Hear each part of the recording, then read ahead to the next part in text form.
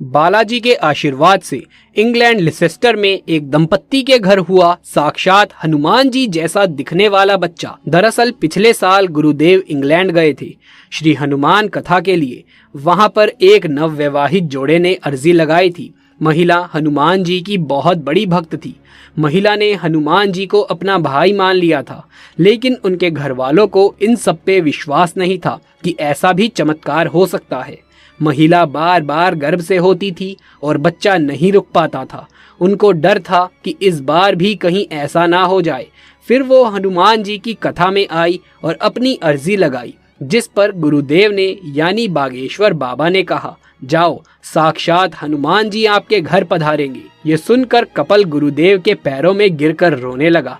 आपको जानकर आश्चर्य होगा कि बागेश्वर धाम में धीरेन्द्र शास्त्री जी जब लोगों की अर्जियों का निवारण करते हैं, तब वो कभी कभी एक तिथि भी बताते हैं।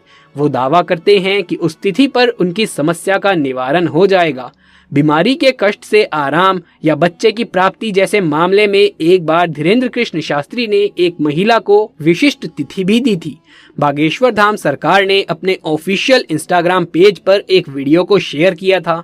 इसमें एक महिला बागेश्वर धाम में भंडारा करने आई थी। उसके परिवार में अर्जी लगने के बाद बच्चे का जन्म हुआ था। खास बात ये थी कि बच्चे का जन्म उसी दिन हुआ था जिस दिन का उल्लेख धीरेन्द्र कृष्ण शास्त्री जी ने पर्चा पढ़ते वक्त किया था। महिला बताती है कि उसके परिवार के लोग बागेश्वर धाम में बच्चे की अर्जी लगाने आए थे। 3 महीने वो बागेश्वर धाम ही रहे। फिर जब अर्जी लगी तो पंडित धीरेन्द्र कृष्ण शास्त्री जी ने आशीर्वाद देते हुए एक विशिष्ट तिथि बताई थी और कहा था कि उन्हें इसी तारीख पर एक पुत्र की प्राप्ति होगी। महिला से जब पूछा गया कि उसे कैसा लग रहा है, तो उसने बताया कि उसे और उसके परिवार को बहुत अच्छा लग रहा है। बालाजी ने उनकी सुन ली। धीरेन्द्र कृष्ण शास्त्री जी ने बच्चे का नाम घनश्याम रखा है।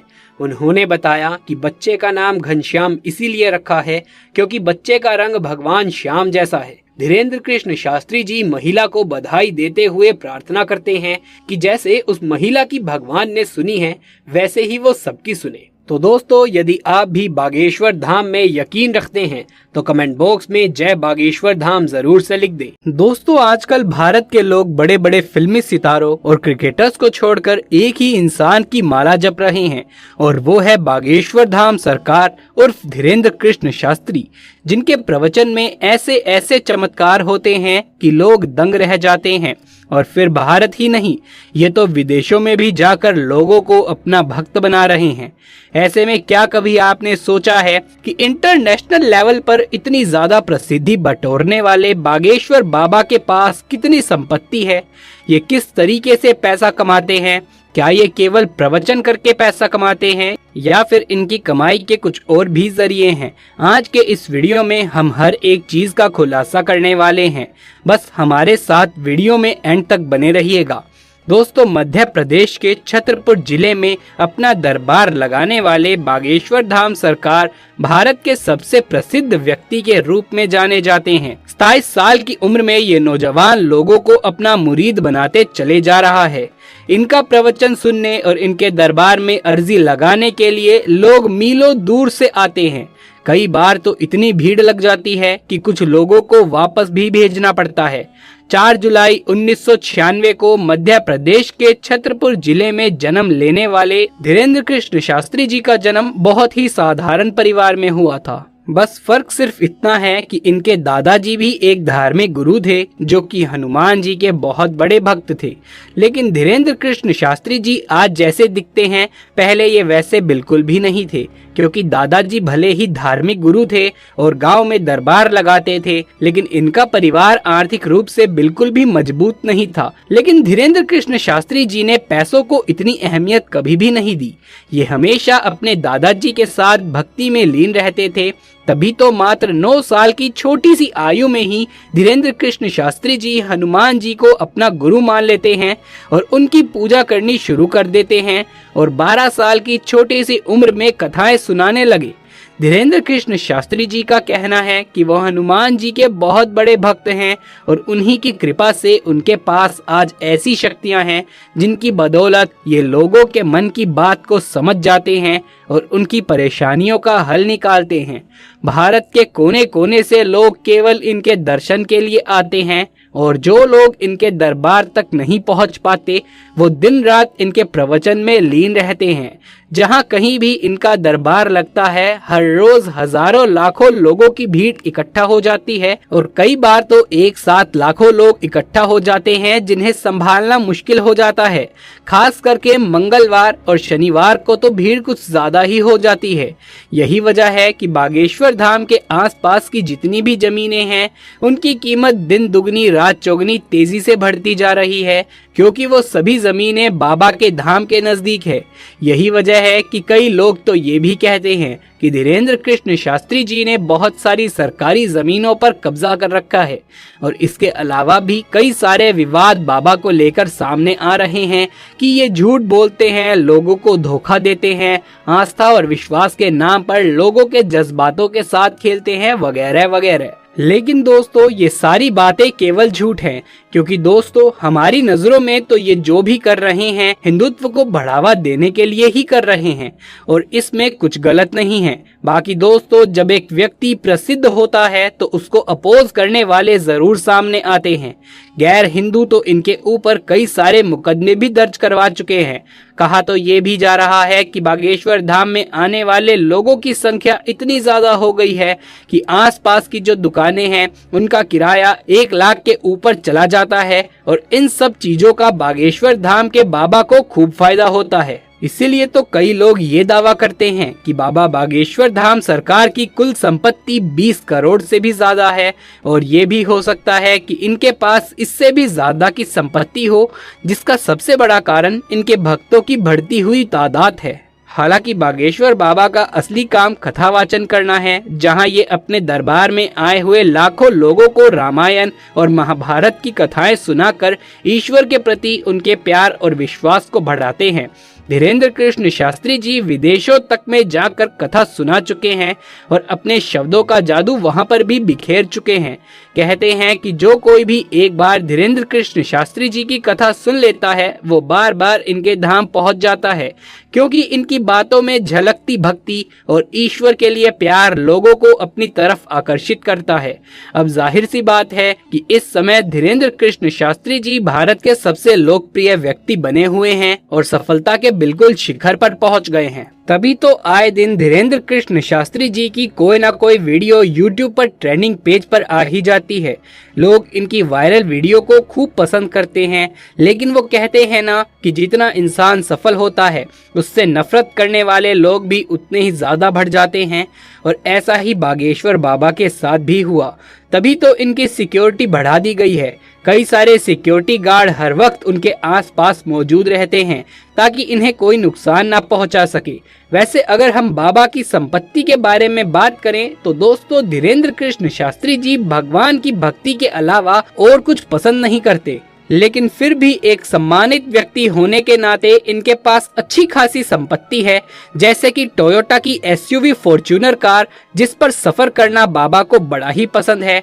हालांकि कहा जाता है कि इसके अलावा भी इनके पास कई और गाड़ियां हैं, जैसे कि टाटा सफारी, इनोवा वगैरह, जिसमें सफर करते हुए ये अक्सर दिखाई देते हैं। और अब तो धीरेन्द्र कृष्ण शास्त्री जी इतना बड़ा नाम बन गए हैं कि इनके सिक्योरिटी के लिए पुलिस की गाड़ियां भी हर वक्त इनके आगे पीछे चला करती हैं। दोस्तों घर की बात की जाए तो बचपन में धीरेन्द्र कृष्ण शास्त्री जी काफी छोटे घर में रहते थे और वो घर कच्चा भी था। उसी कच्चे मकान में इन्होंने अपना पूरा जीवन बिता दिया, लेकिन अब इनका मकान पूरे तरीके से पक्का हो चुका है। पर जब आप इनके घर को देखेंगे तो वो किसी साधारण इंसान का ही घर लगता है। ये किसी महलों जैसे घर में नहीं रहते। धीरेन्द्र कृष्ण शास्त्री जी ने अपने गांव में ही साधारणतः 2 मंजिला मकान बनवाया है, जिसे देखकर ऐसा बिल्कुल भी प्रतीत नहीं होता कि ये भारत के सबसे प्रसिद्ध इंसान का घर है, जिसके दरबार में बड़े बड़े सेलिब्रिटीज दर्शन करने के लिए आते हैं। कुछ लोग तो भगवान की भक्ति में लीन होकर नाच गाना भी कर जाते हैं। असल में बागेश्वर बाबा का कहना है कि दिन में आधे से ज्यादा समय तो वो प्रवचन देने में ही बिता देते हैं। उनके पास में घर जाने का समय ही नहीं होता। जब घर जाते हैं तो उन्हें गांव में अपना छोटा सा साधारण घर ही पसंद है। वो किसी आलीशान महल में नहीं रहना चाहते। वैसे एक बात तो कहनी पड़ेगी दोस्तों कि धीरेन्द्र कृष्ण शास्त्री जी को भारत का सबसे लोकप्रिय कथावाचक बनने में बहुत मेहनत लगी है, क्योंकि जिस छोटी सी उम्र में बच्चे खिलौनों के साथ खेलते हैं, उस उम्र में ये भगवान की भक्ति में लीन होकर कथाएं सुना रहे थे और आज तक ये उसी काम में लगे हुए हैं, जो सच में ये दर्शाता है कि धीरेन्द्र कृष्ण शास्त्री जी बालाजी महाराज यानी कि हनुमान जी के सच्चे भक्त हैं। पर कई बार ईश्वर के लिए इनकी भक्ति मुसीबत भी बन जाती है, क्योंकि ये अक्सर विवादों में घिरे रहते हैं। गैर हिंदू तो इनके ऊपर कई सारे मुकदमे भी दर्ज करवा चुके हैं। यहाँ तक कि बागेश्वर धाम के आसपास की जो जमीन है उसे कब्जा करने का आरोप भी धीरेन्द्र कृष्ण शास्त्री जी के ऊपर लगा हुआ है। कहा जाता है कि बाबा बागेश्वर धाम सरकार ने अपने धाम के आसपास की सारी जमीनों पर कब्जा कर रखा है। कई सारी दुकानें किराए पर उठाई हैं, जिसका किराया ये लाखों में वसूल करते हैं और खूब पैसा कमाते हैं। और हद तो तब हो जाती है जब लोग ये कहते हैं कि धीरेन्द्र कृष्ण शास्त्री जी के पास कोई भी दिव्य शक्ति नहीं है, बल्कि वो तो मंच पर अपने ही बैठे हुए लोगों को बुलाते हैं और उन्हें पहले से ही बताकर रखते हैं कि किस तरह से सवाल स्टेज पर पूछने हैं और किस तरीके से उन्हें रोज गाना है, ताकि बाकी के लोग सब कुछ सच समझे। पर दोस्तों आप खुद ही सोचिए कि भारत में लोग पैसों के चक्कर में इस तरह की नौटंकी तो कर लेंगे, लेकिन क्या विदेशों में भी ऐसा होगा? क्योंकि जब धीरेन्द्र कृष्ण शास्त्री जी इंग्लैंड के लिए गए तो वहां पर भी इन्होंने अपने लोगों के मन को पढ़ने वाले चमत्कार से सभी लोगों को आश्चर्य में डाल दिया। और ऐसे कई सारे वीडियोस जो आप इंटरनेट पर देखते होंगे, जहां पर धीरेन्द्र कृष्ण शास्त्री जी मीडिया को भी खुला चैलेंज करते हैं कि आप दरबार में बैठे किसी भी इंसान को बुलाइए, मैं उसके सवाल को बता दूंगा। यहाँ तक कि एक बार तो उन्होंने सवाल पहले लिख कर रखा था और जब रिपोर्टर महिला ने दरबार में बैठे अपने पसंद के एक व्यक्ति को बुलाया तो पता चला कि बागेश्वर बाबा ने जो सवाल लिखे थे वो उस व्यक्ति के ही थे।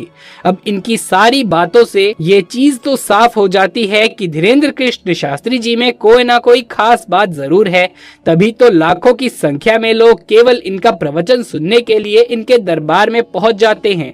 उनका मानना है कि बाबा की बातें सुनकर ही उनके कष्ट दूर हो जाते हैं। ऐसे में आप एक या दो लोगों को तो गलत ठहरा सकते हैं, लेकिन एक साथ लाखों करोड़ों की संख्या में लोगों को गलत ठहराना सही नहीं है। लेकिन फिर भी कई सारे लोग धीरेन्द्र कृष्ण शास्त्री जी के पीछे पड़े हुए हैं और ये कह रहे हैं कि ये एक फ्रॉड और ढोंगी है जो कि लोगों का पैसा लूट रहे हैं, जबकि उल्टा उनके दरबार में कोई भी जाता है तो वहाँ के प्रसाद को खाकर अपना पेट भरता है। लाखों लोग इनके दरबार से होकर निकलते हैं। आज धीरेन्द्र कृष्ण शास्त्री जी की वजह से लोगों के मन में भगवान के प्रति भक्ति बढ़ती चली जा रही है और हमारे लिए ये कहीं से भी गलत नहीं है। बाकी आपका बाबा के बारे में क्या कहना है, नीचे कमेंट बॉक्स में लिख करके जरूर से बताएं। यदि आप भी बागेश्वर बाबा के सच्चे भक्त हैं तो कमेंट बॉक्स में जय बागेश्वर धाम, जय बालाजी सरकार लिखना बिल्कुल भी ना भूलें। यदि ये वीडियो पसंद आया हो तो इसे एक लाइक करके अपने दोस्तों और रिश्तेदारों में ज्यादा से ज्यादा शेयर कर दें। आगे भी ऐसे वीडियोस लगातार देखते रहने के लिए चैनल को सब्सक्राइब करके पास वाले बेल आइकन को भी दबा लीजिए। जल्द मुलाकात होगी आपसे किसी अगली वीडियो में। तब तक के लिए आप सभी का धन्यवाद।